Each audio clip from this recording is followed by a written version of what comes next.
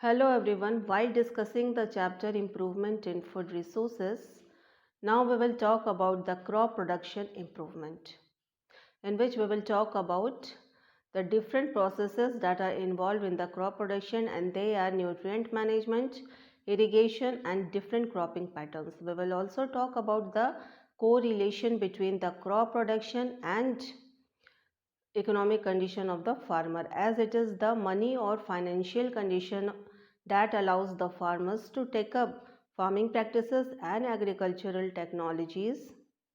It is the purchasing capacity of the farmers that decides the crop production. So on the basis of economic condition of the farmer, the crop production can be at three different levels, and they are zero cost production, low cost production and high cost production. So in first case, if the economic condition of a farmer is poor, then the production would be of zero cost production. And in the second case, if the economic condition of the farmer is moderate, that means farmer is utilizing some of the farming practices and agricultural technologies, then the production would be of low cost production.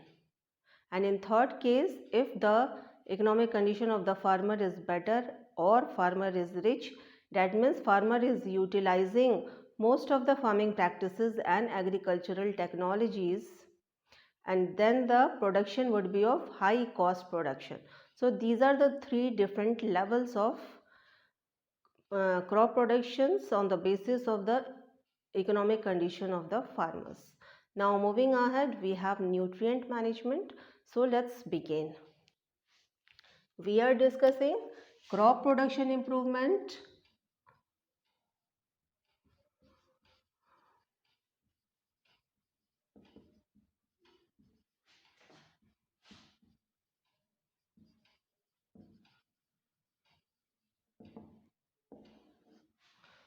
So we will first talk about the nutrient management.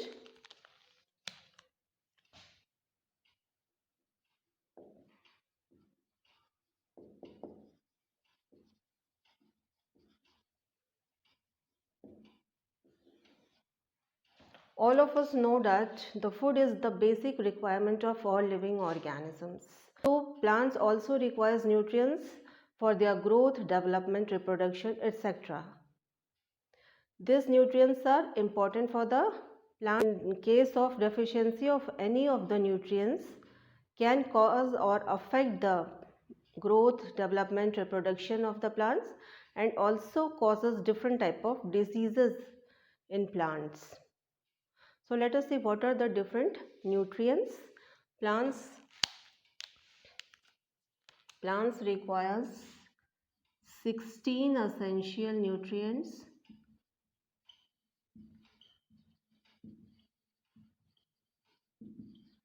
They get these nutrients from air, water and soil.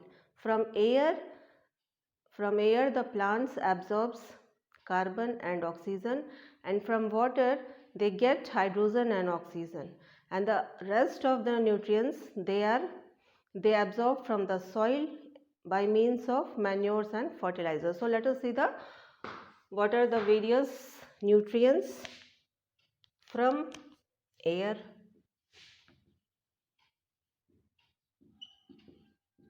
From air they get carbon and oxygen.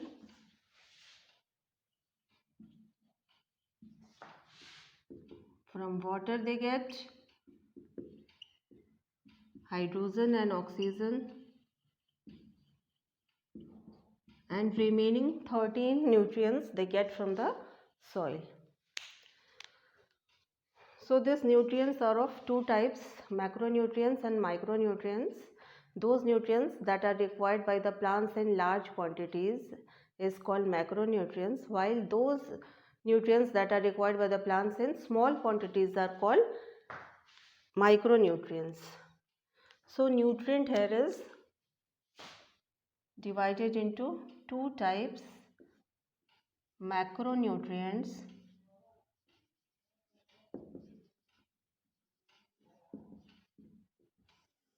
and micronutrients.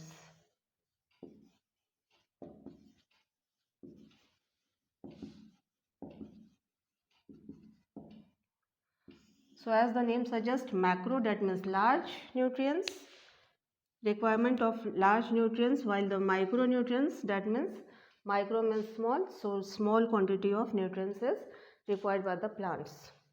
Now let us see what are the different example of macronutrients. Different macronutrients are nitrogen, phosphorus,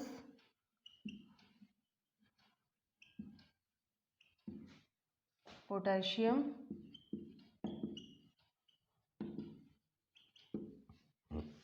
calcium,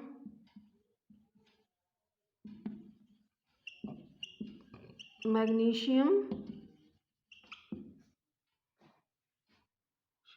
and sulfur.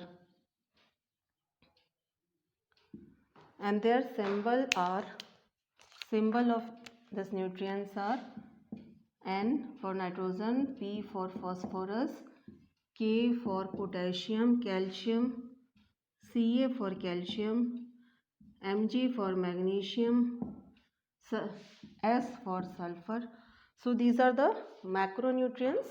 Now we have micronutrients.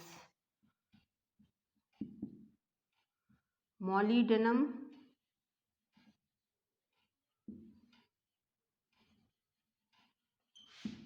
manganese,